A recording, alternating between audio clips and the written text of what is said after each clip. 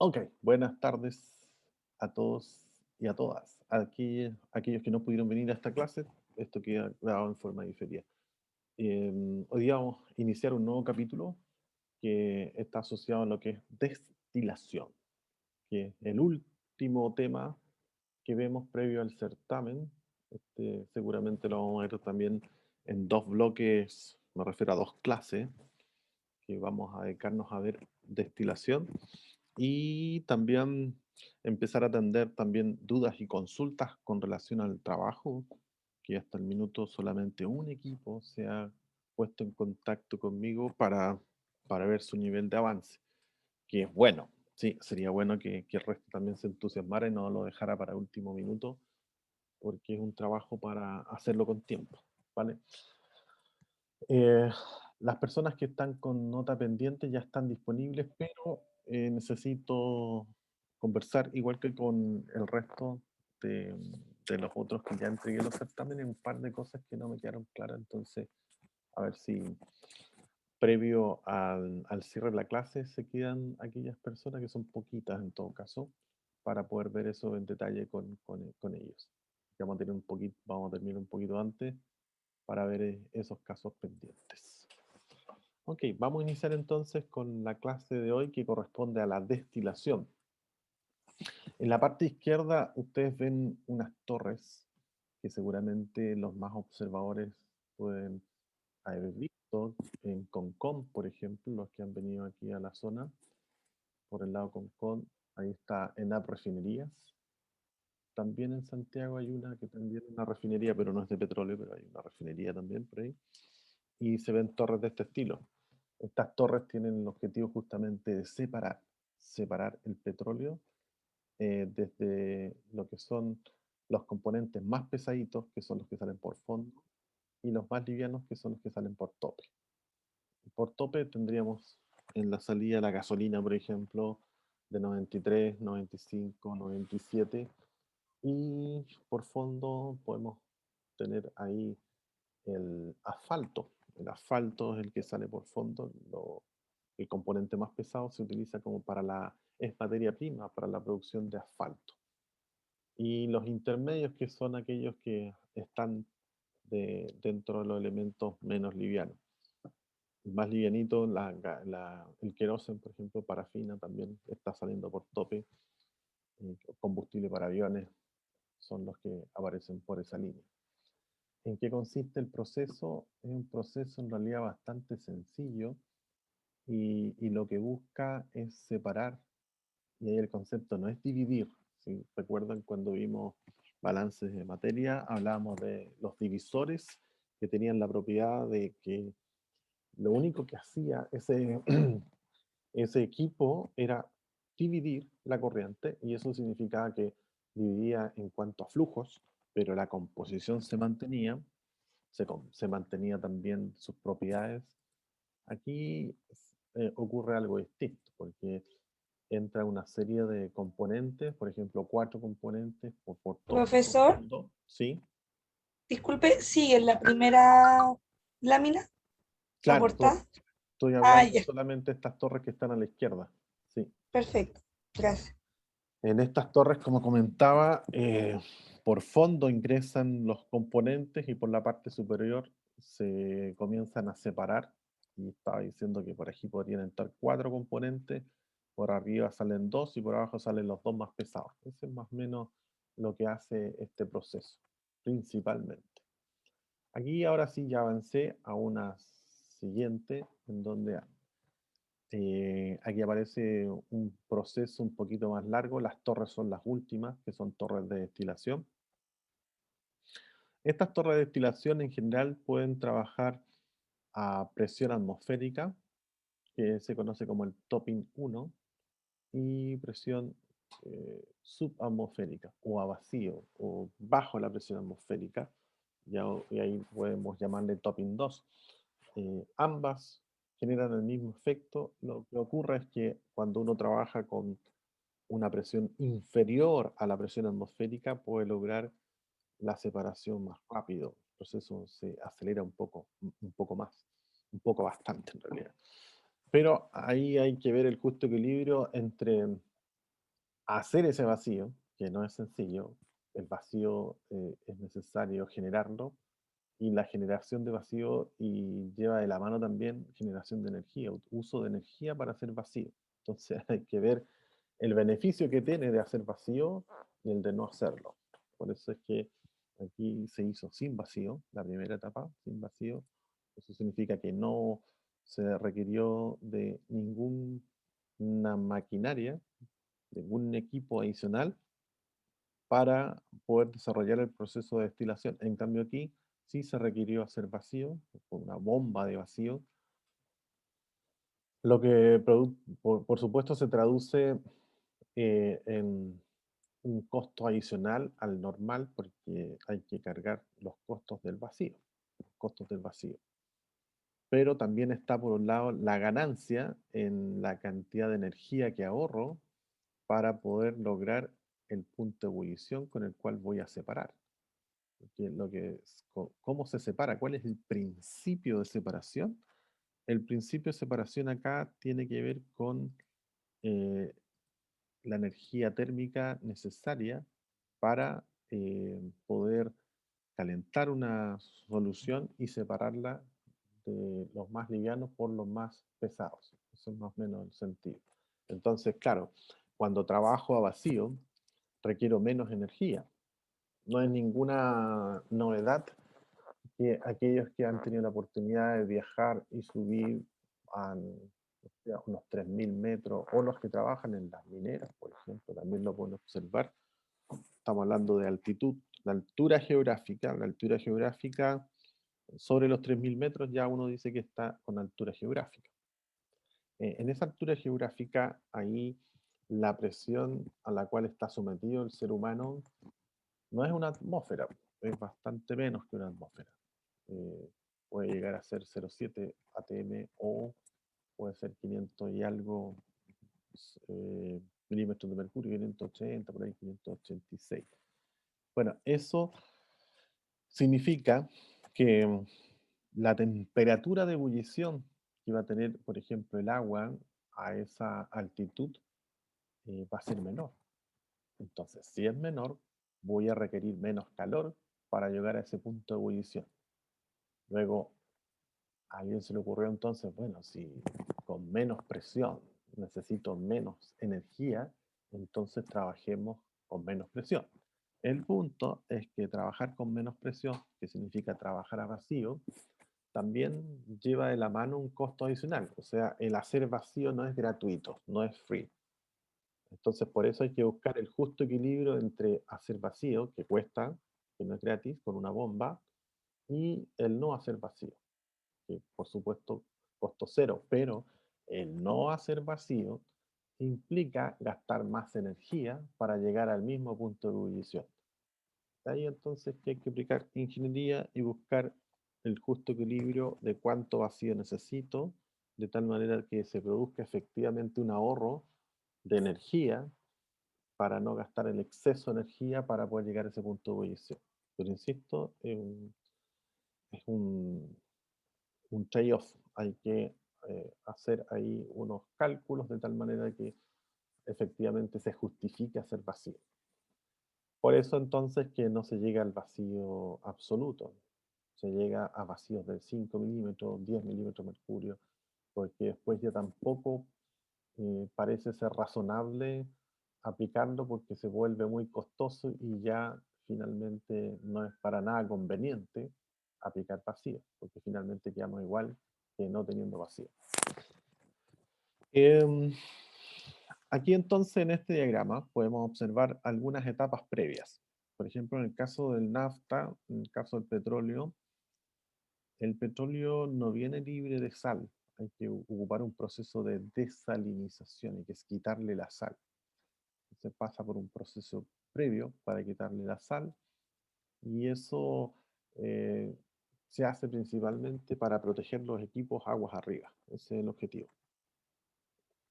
Porque la sal es muy nociva para los equipos industriales. Reduce su vida útil, puede producir también incrustamiento en piping, en todo lo que son bombas, intercambiadores de calor. O sea, no es bienvenida. Entonces, lo mejor es quitarle la sal, no es saludable para los equipos, así que se hace ese trabajo previo. Una vez que ocurre eso, hay que pensar en un sistema térmico que nos permita calentar los fondos. Y el sistema térmico generalmente está dado por serpentines, serpentines que por su interior circula vapor y como en la parte de abajo tienen el fluido que quiero separar, entonces el vapor no es vapor directo, sino que es un serpentín. Imagínense igual que un hervidor, que en los actuales no se ve el coil, pero antes sí se veía el coil. Ahora no se ve, solamente se ve la cubierta, pero esa cubierta abajo tiene una resistencia eléctrica y esa resistencia eléctrica es aquella que provoca que empiece a aumentar la temperatura hasta llegar a ebullición. El punto es que en las plantas industriales no se utilizan la resistencia eléctrica porque son muy costosas y es mucho más barato ocupar vapor. Entonces, por ahí se inyecta vapor, vapor por serpentín, que insisto, no se pone en contacto directo con el equipo, comienza a calentar el fondo y la entrada, que corresponde a la alimentación, ya va con un nivel de temperatura y que en contacto con el fondo que estoy constantemente calentando, comienzan a ascender los componentes más livianos. ¿Y cuáles son los más livianos? Nafta, nafta pesada, queroseno, diésel, gasóleo, búnker, entre otros. Estos vendrían siendo los que salen por tope y otros los que están saliendo por fondo. Los que salen por la parte superior son los más livianitos, incluyendo gases, y los que salen por la parte inferior son los más pesados, que son más bien líquidos y líquidos bastante espesos, como lo que es el asfalto, o sea, materia prima para el bitumen para producir el asfalto. En la parte superior, aquí dice gases, se produce de todo tipo de gases y hay algunos gases que en general bueno, las propiedades de los gases difunden rápidamente y son un tanto riesgosos. En este proceso, estas plantas de refinación son más o menos riesgosas. Y han habido varios accidentes con relación a, a las plantas de refinerías. Entonces, ¿qué es lo que se busca acá? Se busca producir en forma segura a través de dispositivos de control y uno de los dispositivos de control son las antorchas. Entonces, lo que se hace es, en algún minuto o en realidad casi todo el proceso, hay gases que están como en exceso, son conocidos como los gases fugitivos, y esos gases fugitivos son enviados a la antorcha. Y la antorcha lo que se hace es se queman todos los gases fugitivos. Los que han visto ahí en la refinería ven una antorcha como decorativa, en realidad tiene un carácter de tipo preventivo, lo que hace es justamente quemar esos gases en exceso, de tal manera de evitar que se propaguen por la planta y al encontrarse con un punto de ignición podría provocar una explosión. ¿Sí? Eso es el cuidado que hay que tener cuando se trabaja en estas plantas de proceso. Con relación a eso, entonces estos gases no es que formen parte del proceso, sino que en realidad son gases que se capturan y en vez de bombearlos a algún otro lugar, lo que se hace es enviarlos a una antorcha para evitar que se propaguen al interior de la planta. Por aquí están, por supuesto, los productos y aquí ya tenemos un esquema característico de la forma en que se grafican estas torres. Tenemos por un lado, el lado izquierdo, la alimentación, el feed. Esa alimentación, aquí aparece, hay dos secciones en una planta de destilación, una torre de destilación, la fracción de enriquecimiento y la fracción de agotamiento. Eso vendrían siendo las dos secciones, rectification y la sección de stripping. Estas dos secciones lo que buscan es poder actuar rescatando los más volátiles y por otro lado rescatando los que son más pesados. Esto agota justamente la operación y aquí logro enriquecer el producto que quiero concentrar o que quiero separar, más que concentrar, quiero separar. Aquí pensemos, por ejemplo, un caso básico, una separación de metanol-agua. Supongamos que la alimentación tiene solamente metanol y agua y quiero separar el metanol del agua. Luego, ¿por dónde saldría el metanol? ¿Por arriba o por abajo? ¿Por dónde saldría el metanol? ¿Por arriba o por abajo? Es como una Por pregunta. abajo, Por abajo, ¿alguien está de acuerdo o todos dicen que sí o todos dicen que no? Por arriba. Por arriba. Bueno, ya tenemos dos versiones. Está complicada la respuesta, entonces, llegar a la solución. Porque, claro, alguien dijo por arriba, otro dijo por abajo. Bueno, en fin, la respuesta a esa pregunta uno la obtiene de lo que es o lo que vimos en procesos industriales 1 y que hablábamos sobre los puntos de rocío y puntos de burbuja. Ahí tenemos que ver cuál de estas dos componentes, cuál de estos dos componentes es más volátil. ¿Cuál será más el volátil? metanol, El metanol. Luego sí, dijimos anteriormente que por la parte superior salen los más livianitos, que es lo mismo que decir los más volátiles, y por abajo salen los más pesados. Entonces, basado en eso ahora, nuevamente volvemos a preguntar, ¿por dónde saldrá el metanol? ¿Por arriba o por abajo? por arriba. Ujú. Efectivamente, sale por arriba. Por arriba debería salir el metanol y por abajo debería salir el agua. Es que tengo una leve confusión cuando uno hace destilación o extracción por sople, sale por abajo. Por Mm, eso como que me mareé. ya, ok. Con el metanol se mareó, está complicado y tenga cuidado. El exceso de alcohol.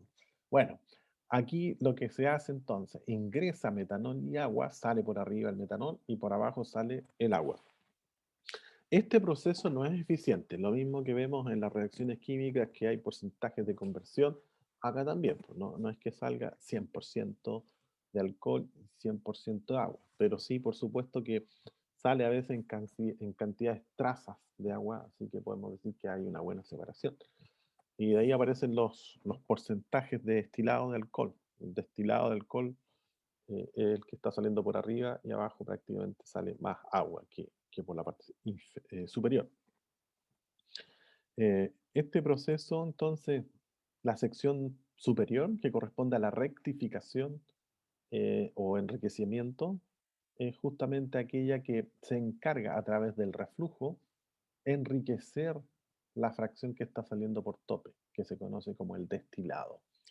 Entonces podríamos comenzar inyectando, por ejemplo, una partida de 50-50, 50% de metanol, 50% de agua. Inyecto el hervidor, o sea, pongo en marcha el hervidor no se pone en contacto con esta fuente, es solamente para calentar, así que no se pone en contacto, es como un baño María, por decirlo de alguna manera, porque no se pone en contacto, no hay contacto directo entre el vapor y el fluido está aquí en la corriente, digamos en la torre, se está inyectando y ese fluido va cayendo, aquí se está calentando y luego la fase más volátil comienza a ascender, los vapores comienzan a ascender y en la primera pasada llega aquí, el vapor se fuerza ahora a que pase a la fase líquida. Recuerden que el vapor subió, el vapor más volátil subió en fase vapor.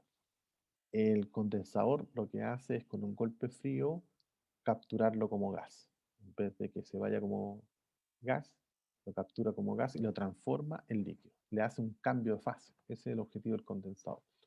Lo fuerza a cambiar de fase. Entonces entra como gas, lo cambia de fase, lo captura aquí y ahí uno puede tomar una muestra y seguramente en la primera pasada llega al 60%. ¿Es suficiente? Seguramente no, porque es casi lo mismo 50-50. Entonces, ¿qué hago?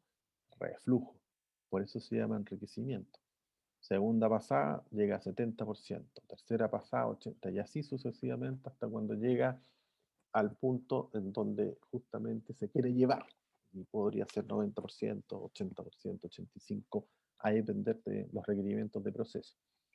Esa etapa se encarga justamente de llegar a ese límite a través de las fases de enriquecimiento. Luego, ¿qué es lo que está dentro de estos equipos? Adentro de estos equipos en realidad nos podemos encontrar con dos situaciones. Hay algunas torres que se llaman las torres de empaque o las torres empacadas, que en su interior tienen unos rellenos, por eso se llaman packing, de empacadas. Déjenme ver si aquí están, de estos están rellenos, estos que están acá. Va a depender de las características de lo que se esté separando, cuál de estos rellenos va a ser más apropiado. Entonces aquí tenemos un relleno, otro tipo de relleno, otro tipo de relleno, otro tipo de relleno. Las formas que tienen estas son las formas. Respecto a los tamaños, son de tipo cerámico, así que son chiquititos, del tamaño de menos de, el tamaño de una mano, menos de una mano, en realidad, son bastante pequeños. Y con estos cerámicos se empaca la torre, o sea, se agrega a la torre todos estos cerámicos.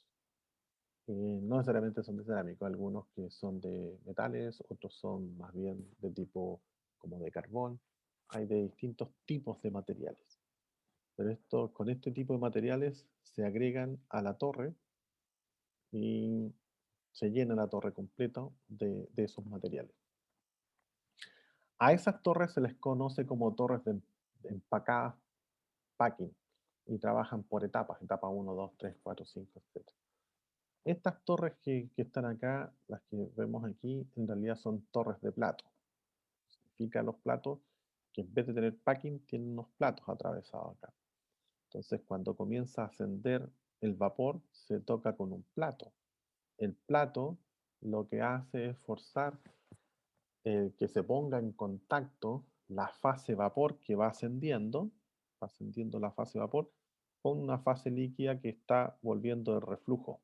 ¿Sí? El reflujo está goteando aquí, está goteando, y ese reflujo es solución que viene con cierta concentración, que al ponerse en contacto con la fase gaseosa se produce una transferencia más.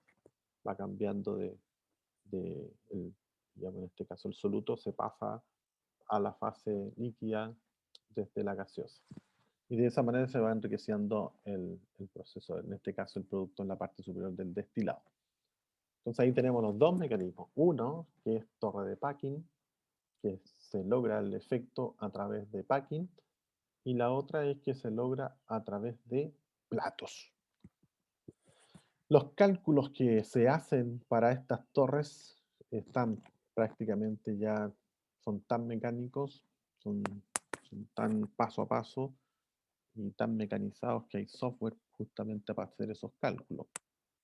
E incluso para mantenerlos en línea, el software van optimizando todo el proceso. Pero esos software están modelados bajo algunas ecuaciones que tienen que ver justamente con lo que se observó o lo que vimos en procesos 1, que está asociado a los puntos Rocío-burbuja, combinado con algunas líneas de operación que también forman parte de balances de energía y que terminan siendo útiles para poder determinar la cantidad de platos necesarios para llegar a cierto porcentaje de pureza en la parte superior. En la medida que tenga más platos, voy a poder llegar a un destilado más puro. Si tengo menos platos, voy a llegar a lo más sencillo.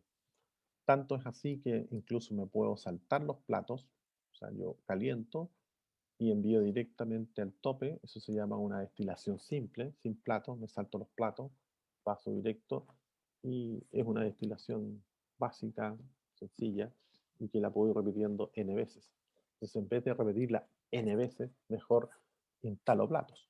Y ahí va la pregunta, ¿dónde hago la alimentación? Esa es otra pregunta que se puede resolver a través de estos cálculos.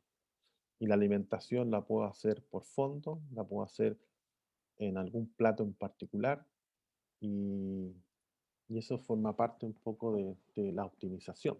Uno puede decir, vamos a alimentar al plato 4 y desde ahí en adelante comienza la operación y ahí me define entonces cuál va a ser la línea de operación. Línea de operación superior, que está en la zona de enriquecimiento, o línea de operación inferior, que estaría en la zona de stripping.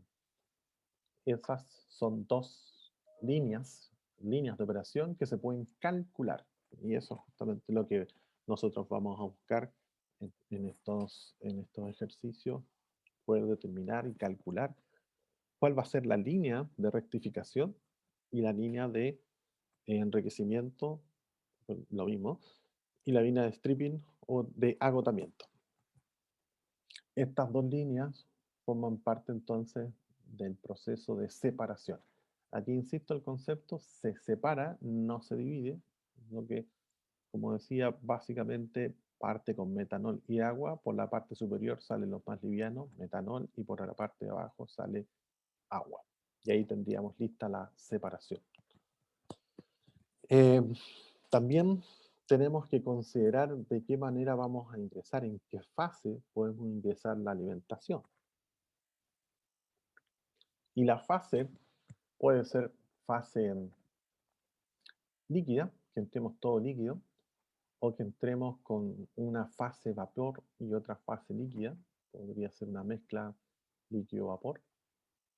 ¿Y eso qué significa? Significa que hay un porcentaje de esa alimentación que está vaporizada, que puede ser algo de metanol que está ya en cierto nivel de vapor, en fase vapor, y otra de solución, que también es fase líquida, que por eso se habla de una alimentación que tiene algo de vapor y que tiene algo de líquido.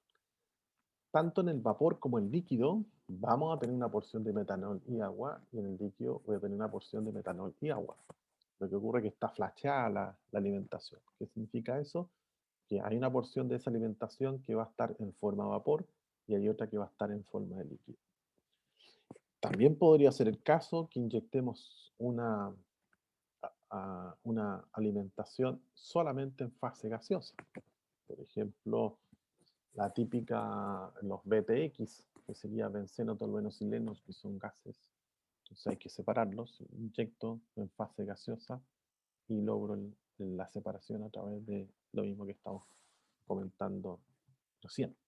Entonces, la alimentación también es un tema en discusión que hay que, por supuesto, tomar nota en qué fase se está alimentando, porque eso cambia también el mecanismo para hacer los balances en las torres de destilación.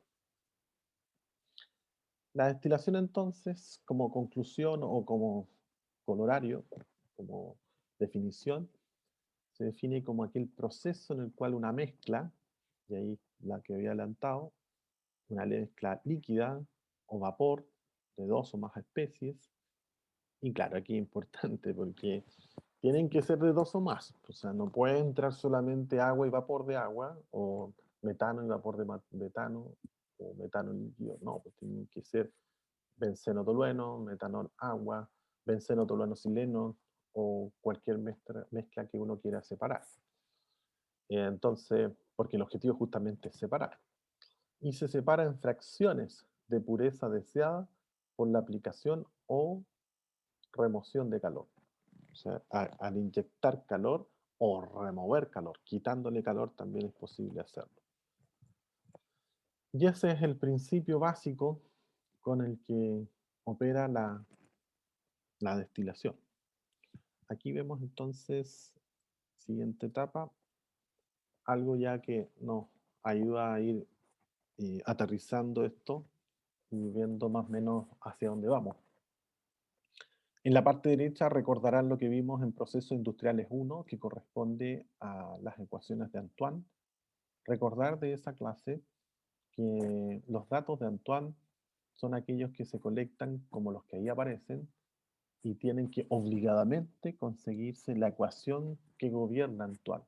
No basta con conseguirse las constantes ABC, sino que hay que conseguirse en el rango en que son aplicables y además la ecuación que está detrás y además las unidades de medida, porque ustedes las van a encontrar en logaritmo natural, logaritmo en base 10, hay otras que están en logaritmo en base 2, hay bien exóticas, pero existen, entonces hay que tener una atención especial en la ecuación que se está utilizando para obtener las constantes ABC o para obtener la presión de vapor.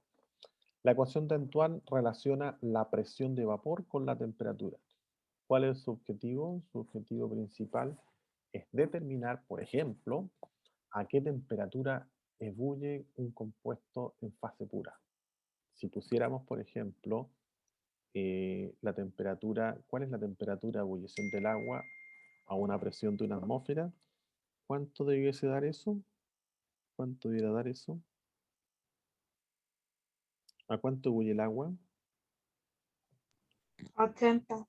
A 80, ¿ya? ¿A todos les hierve 80 o a otros cristianos no? ¿Hay alguien ahí? Eso depende del nivel del mar. 100 grados, profe. 100 grados, aquí hay otro que le da a 100 grados. Ya, perfecto. Claro, tenemos entonces aquí dos situaciones. Hay alguien que le hierve a 80 grados y a otro que a 100 grados. En la gran mayoría de los casos, efectivamente, el agua hierve a 100 grados. ¿En qué condiciones? En condiciones en donde es agua desmineralizada, que no tiene muchos minerales, y ocurre a una atmósfera. Luego, si comenzamos a ascender en altitud, como comentaba anteriormente, ahí la temperatura de ebullición comienza a disminuir. Efectivamente, podría llegar eventualmente incluso a 80 grados. Ahí va el sentido de lo que les comentaba yo. ¿Necesito menos calor para hacer hervir esa agua? Por supuesto. ¿Y dónde ocurre eso? En altitud. Pero esta experiencia, esta constante de Antoine, aquí uno puede justamente poner la presión, la que va a estar sometido el, el compuesto, y le va a indicar la temperatura. Entonces, luego, si yo reemplazo aquí, busco aquí, supongamos, aquí está el agua, de hecho el agua está acá.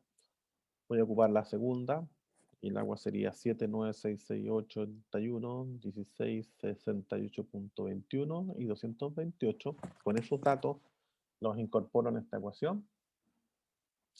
La temperatura es la que despejo, y de ahí reemplazo la presión con la presión atmosférica. ¿Y cuánto es la presión atmosférica a una atmósfera a nivel del mar? Si alguien se recuerda. ¿Cuánto es? Parece que no. Materia pasada, materia obligada. Bueno, aquí tenemos que... Ah, qué horrible. Ya, la presión entonces. Presión en condiciones atmosféricas. Una corresponde a, lo habíamos comentado el semestre pasado, 760 milímetros de mercurio. Esa es en condiciones O atmosféricas. un Torricelli. Claro. Ahora también la podemos obtener en PSI, que sería 14,7 PSI. También podemos obtenerla en 101.330 pascales. Todas son equivalentes a una atmósfera, ¿sí? Y, o sea, cuando uno dice una atmósfera, ¿cuánto equivale? A 760 milímetros de mercurio. En el sistema inglés a 14,7 PSI. Y en el sistema, digamos, normalizado, serían pascales.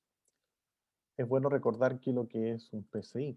Un PSI corresponde a la fuerza ejercida por una libra-fuerza, sobre una pulgada cuadrada. Una pulgada cuadrada. Esa es la definición de PSI. Y algo similar podemos hacer con el pascal. Corresponde a la fuerza generada por un newton sobre una superficie de 1 metro cuadrado. Y eso es un pascal. Entonces, estas dos son presiones. Una corresponde a PSI, sería libra-fuerza sobre pulgada cuadrada. Y esta es pascal, que sería la misma fuerza medida en newton, sobre una superficie de 1 metro cuadrado. Por eso cuando uno va a las gasolineras y dice el bombero, bueno, ¿cuánto le va a echar de aire? Y dice, bueno, no sé, pues echémosle 30 libras, se está refiriendo a las 30 libras fuerza pulgada cuadrada. Pero como es muy largo decir 30 libras fuerza, va encima sobre pulgada cuadrada, dice 30 libras. Que ahí está haciendo una simplificación al máximo del concepto, pero desde el punto de vista de la jerga de las gasolineras se entiende que se está refiriendo a 30 PSI, ¿sí? Ese es lo correcto, lo que es correcto que debe hablar en términos de PSI, que corresponde a la libra fuerza sobre pulgada cuadrada. Entonces, la ecuación que tenemos acá, hay que recordar también cómo se despeja. Asumo que es algo sabido, pero mejor lo recordamos, porque veo que la memoria está un poco frágil. Entonces tenemos A, en este caso, menos B, y este es el que está dividido por T más C, según la ecuación que está arriba. Y sería T más C. Ahí estamos. Esa es la ecuación de Antoine. Cuidado porque, como les decía, va a depender dónde se la consigan. Podrían encontrarse esta otra ecuación, logaritmo natural de la presión de vapor, va a ser igual a más B partido por T más C. También es otra alternativa. Como que hay otras más. Así que no confiarse en que estas son las únicas dos ecuaciones con las que aparece Antoine o se utiliza Antoine. Antoine fue el que se le ocurrió esta correlación y luego vinieron algunos otros autores que se perdieron en cuanto a dejarles ese nombre, pero en realidad esos autores lo que hicieron fue transformaciones de unidades, o sea, no fue un valor muy agregado, sino que lo único que hicieron esos otros autores que esta ecuación que está en milímetro mercurio ahora la podemos encontrar en Pascal, otros hizo todo esto, hizo todos los cálculos de transformación de unidad y las transformó a Pascal, otros las transformó en PSI, bueno, en fin. Y otro también lo hizo en términos de grados Celsius, otro en Kelvin, otro en Rankine. Entonces, claro, como esos no fueron grandes aportes, no, no se conocen como otras ecuaciones. Al que se le ocurrió todo esto fue Antoine. Entonces, Antoine es el nombre, pero Antoine no es única la expresión que van a encontrar, la van a encontrar de distintas maneras. ¿Por qué? Porque cambia por las unidades de medida. Por eso es que tenemos que acostumbrarnos a conseguir las constantes, el rango en que es aplicable y, por supuesto, la ecuación que gobierna estas constantes y las unidades de medida que están detrás de estas constantes. En algunos casos, algunos libros de Reino Unido no las van a encontrar en milímetros de mercurio. Ahí van a estar todos en unidades inglesas. Seguramente van a encontrar en PSI y temperatura puesta en Kelvin o en Celsius o incluso en Fahrenheit. Por eso es que hay que tener cuidado respecto a conseguirse esa información. Decía yo entonces, el cómo ahora me hago cargo de poder despejar esta ecuación. Entonces voy a borrar acá para dejar un poquito nuevamente el espacio. Voy a volver a anotar la ecuación un poco más arriba. Entonces vamos a suponer que vamos a trabajar con log de la presión. Va a ser igual a menos B dividido por T más C. Esa es la ecuación. Si nuestro objetivo es despejar la temperatura, entonces ahí lo que tendría que hacer, si se dan cuenta, sería conveniente pasar lo que está negativo primero a la izquierda. Entonces me queda B partido por T más C, T más C. Y lo único que estoy haciendo es pasar de lo que está a la derecha, lo estoy pasando a la izquierda. Aquí como está con signo negativo, este está con signo negativo a la derecha, lo paso a la izquierda. Y lo que está a la izquierda lo paso a la derecha. Entonces aquí debería poner el A, lo dejo igual, no ha cambiado. Pero este ahora sí pasa a ser logaritmo de la presión de vapor. Ahí está. Ahora hay que recordar que la temperatura es la que quiero despejar. Como aquí está diciendo B partido por T más C. Entonces, lo que hago ahora es intercambiar el A menos log, lo intercambio donde está T más C. Entonces, ahí voy a tener el B dividido ahora por el otro. En este caso sería A menos log de la presión de vapor. Ahí lo que hice entonces fue llevar ese A menos log a tomar el lugar del T más C, y el T más C lo voy a poner donde está el A menos log. Y aquí sería T más C. Y ahí ya logré despejar la temperatura. Entonces la temperatura la dejo sola al lado izquierdo, la variable siempre a la izquierda. Me va a quedar como B dividido por el A menos log de la presión. Ahí estaríamos. Y menos C, pues, menos C. Ahí está. Entonces ahí tenemos despejada la ecuación para cuando tenemos log en base 10. Esa sería la expresión. Si queremos hacerla con logaritmo natural, bueno, igual tan sencillo, porque lo único que hay que hacer acá es temperatura, esto se mantiene, B, dividido por A menos, como es logaritmo natural, ahora pongo el logaritmo natural de la presión y también le resto C. Entonces ahí tengo las dos alternativas, con log en base 10 y logaritmo natural. Ese es el despeje para poder determinar el punto de saturación o el punto de ebullición o el TS o temperatura de saturación de cualquiera de estos componentes. Como aquí están las constantes, A, B, C, todas tienen constantes, puedo tomar cualquiera y reemplazo la presión a la presión que justamente quiero hacer el análisis. Si estoy utilizando una torre vacío, no estoy a una atmósfera, tengo que poner la presión de vacío. Si estoy trabajando topping 1, significa a una atmósfera, ahí reemplazo con la presión atmosférica. Para eso tengo las opciones milímetros de mercurio, pascal, PSI. ¿Y cuál es la que debo poner? Lo que esté indicado en las constantes de Antoine.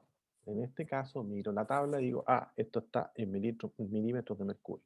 Luego, entonces, la presión que debiese reemplazar ahí, si estamos a una atmósfera, debiese ser 760 milímetros de mercurio. Eso es. Hasta ahí, ¿alguna duda o consulta respecto al despeje? Al despeje, solamente al despeje. Porque después se supone que va a darse por conocido y simplemente vamos a ocupar estas ecuaciones. Entonces, es bueno saber de dónde vienen las ecuaciones. Lo único que hicimos ahí fue despejar la temperatura. Entonces, habría que reemplazar los datos y obtener el TS, la temperatura de saturación. Ok, frente a que no hay comentarios, asumo que se entendió. La presión en milímetros de mercurio solamente se da cuando tenemos la ecuación en logaritmo de 10, ¿cierto? No, podría Ya. darse, eso es lo que, qué buena la pregunta, porque podría darse que usted se consiga en Google, podría empezar a rastrear constantes de Antoine y va a encontrar varias versiones y podría encontrarse con un log de la presión y la presión va a estar en Pascal y está el log en base 10. Entonces uno dice, guay, ¿qué pasó acá? Claro, que hubo un autor que seguramente tenía todos sus cálculos en Pascal, dijo, ya, esta cuestión de estar haciendo la transformación a cada minuto es un lío, así que voy a llevar mis constantes todo a Pascal, para facilidad de cálculo. Entonces, no es una regla en que si dice log en base 10, la presión va a estar siempre en milímetros de mercurio. La respuesta es no. Hay que siempre fijarse, por eso les decía que cuando ustedes se consigan las constantes ABC, deben conseguirse uno en ecuación, porque ahí van a darse cuenta si van log en base 10 o logaritmo natural, y además, conseguirse las unidades de medida. De hecho, podríamos tener log de la presión en base 10 y la temperatura en Rankine, y presión en milímetros de mercurio. Podría darse.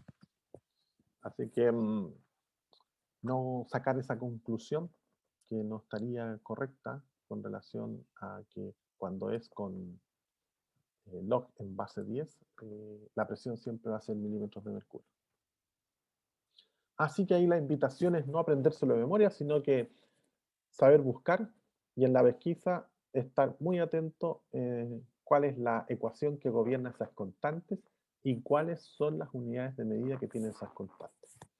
Luego, si alguien llega y dice, oh, tengo todas las constantes de Antoine y llega solamente con esto, o sea, que con las constantes, no hay que felicitarlo mucho porque no tenemos idea cuál es la ecuación que gobierna a estas constantes. Usted no puede aventurarse y decir, ah, seguro que es log en base 10. No, no sabe. Y supongamos que ya, asumamos que es log en base 10. Y la pregunta ahora, ¿y cuáles son las unidades de medida? Ah, yo creo que son pascal. No, yo creo que son milímetros de mercurio. Tampoco se sabe. Por eso es que las constantes siempre deben ir acompañadas de la ecuación y de las unidades de medida. Así que no hay que aprendérselas de memoria. Sí, hay que estar atento en cuál es la ecuación y cuáles son las unidades de medida que acompañan esa ecuación. Disculpe, profe, eso sí, como que me queda en leer un poco, porque me voy a un ejemplo, por ejemplo, veo un manómetro y el manómetro está en PSI, entonces no logro comprender en qué momento debo ocupar en milímetros de mercurio o en PSI la ecuación. Ah, bueno, esa en realidad la respuesta es bastante más sencilla. En general va a depender de la operación. Hay operaciones que se rigen más bien por los instrumentos, tal como dice usted. Yo el manómetro lo leo en PSI, entonces es como bien lógico que todas sus operaciones, tanto la línea de operación superior, la inferior, todo, lo lleva a PSI, para poder estar entendiendo más fácil los resultados, porque si trabaja en milímetros de mercurio va a tener que estar transformando y viendo cuál es la equivalencia. Entonces, si sus cálculos ya lo está llevando a lo que dice el manómetro, mucho mejor, mucho mejor. Ah, ya, ya. Entonces, ya, ahí me cabe lo que dice usted de que siempre uno tiene que estar preocupado de hacer la transformación. Claro, claro, exactamente. Ahora, Ya. llevándolo al aula, llevándolo a la parte práctica de la clase, ¿cuál unidad de medida se utiliza? Se utiliza más bien a gusto consumidor. ¿Y eso qué significa? Lo que le salga más sencillo. Supongamos que los datos los tiene en milímetros de mercurio y que la presión se la entregaron, por ejemplo, en pascal. Ahí hay dos opciones. Una opción es transforme la presión que le dieron usted y la lleva a milímetros de mercurio. O lo otro es que usted haga las transformaciones en esta ecuación, que no es trivial, por eso hay varios autores que hicieron esa pega, y las transforma usted estas ecuaciones en Pascal, para meter esa única presión en esta ecuación que está en función de milímetros de mercurio. Parece bastante lógico que usted en realidad mejor cambie la presión que tiene, que es una sola, y la traspase a milímetros de mercurio y la incorpore en esta ecuación. Es bastante más sencillo. En el otro paso se puede Claro. hacer, pero es más complejo, ¿sí? Pero se puede. Yo podría perfectamente tomar estas constantes y transformarlos todos para que cuando yo ingrese a esta ecuación, la presión la ingrese en Pascal. Pero es un lío, porque no es una transformación lineal sencilla, es una ecuación de transformación logarítmica. Así que hay que hacer unas ecuaciones, dos ecuaciones logarítmicas, resolver la ecuación logarítmica y ahí va a recién dar la nueva constante de A, la nueva constante de B y la nueva constante de C. Y con esas nuevas constantes ahí recién usted va a poder poner la presión en Pascal.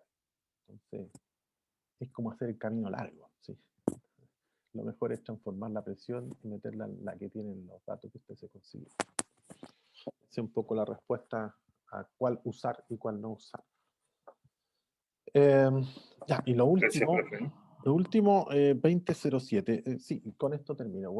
La última parte sería, ya tenemos claridad entonces de cómo obtuvimos la temperatura-saturación, que es más o menos lo que uno maneja desde lo doméstico, ¿sí? Porque si está hirviendo la tetera, si está ya en su punto máximo el agua en ebullición, para tomarse un tecito ahora, por ejemplo. Eso es lo que uno observa desde lo doméstico, las temperaturas de saturación, o sea, puntos de ebullición, en términos de temperatura. Pero también se utiliza mucho para estos cálculos, y vimos que es muy útil saberlo, las presiones. ¿Cuál es la presión de saturación? Que es el mismo concepto, pero ahora en términos de presión, no en términos de temperatura. Entonces, para determinar la presión de saturación, también conocida como presión de vapor, la presión de vapor, también ocupó la ecuación de Antoine. Y ahí lo que tendría que hacer es despejar ahora la presión. Y esa es bastante más sencilla. Por ejemplo, en la de arriba, ¿cómo despejaría la presión? ¿Cómo despejo la presión ahí? Con la inversa del logaritmo. Exactamente, con la función inversa. ¿Y cuál sería esa? 10 elevado a todo. Correcto, sería 10 elevado a todo eso que está ahí arriba. Deja ver si se me queda pegado cuando intento aceptar acá a otras personas. Ahí sí. Ya, efectivamente, como dijo alguien por ahí, es 10 elevado a todo esto que está acá. Entonces, eso... parece que no me permite pegar acá. Claro, no puedo pegar. Pero se entiende, ¿sí? Este pedacito que está acá, y es porque, claro, no forma parte de la pizarra activa. Tendría que dejarlo en la parte anterior. Aquí. Esta parte que va ahí corresponde a la parte superior. Lo voy a hacer entonces. 10 elevado a 1, 2, 3. Ahí está. Ahora voy a setear. Voy a intentar hacerlo con esto. 10 elevado a menos b partido por t más c. Exactamente lo que dijo su compañero. Por supuesto que iba con paréntesis y este también va con paréntesis, porque va todo elevado a eso. Para el caso de logaritmo natural, sería lo mismo, pero ahí la función inversa del logaritmo natural no es 10, sino que es la función de la exponencial, el Euler. Entonces sería una e. E elevado a menos b partido por t más c. O sea, en vez de poner un 10, pongo e. En la calculadora, ustedes tendrían que ubicar dónde está la parte que dice log y aplican la función inversa y les va a calcular el 10 elevado a. En el caso del logaritmo natural, se van también a la misma calculadora, aplican la función inversa y les va a aparecer un e elevado a x. Estas serían las funciones que hay que considerar. En el caso de la planilla de cálculo, que es donde nosotros vamos a trabajar, ahí hay que poner más log, así directo, log, y le pone el argumento y ahí le va a calcular el logaritmo en base 10. Luego, si quiere calcular el logaritmo natural, le pone más ln, que sería el logaritmo natural, abre paréntesis, copia toda la expresión y le calcula el logaritmo natural. La función es inversa, ahí está, tal cual. Sería 10 elevado con el tongo en el Excel elevado a esa expresión, y en el otro sería xp de exponencial, abre paréntesis, y ahí se ponen las mismas expresiones. Ahí ya hemos llegado entonces ahora sí al fin de los despejes, que son los que vamos a utilizar para poder resolver estos ejercicios. Entonces aquí tenemos los dos despejes principales: temperaturas de saturación, temperaturas de ebullición, presión de vapor, presión de saturación, PS o PV. Ok, vamos a dejar hasta acá y nos volvemos a incorporar en breves minutos, 20 minutos más o menos, y fracciones. ¿Vale? Nos vemos. Profe, quería robarle un minuto antes que nos fuéramos a fuera de grabación, digamos.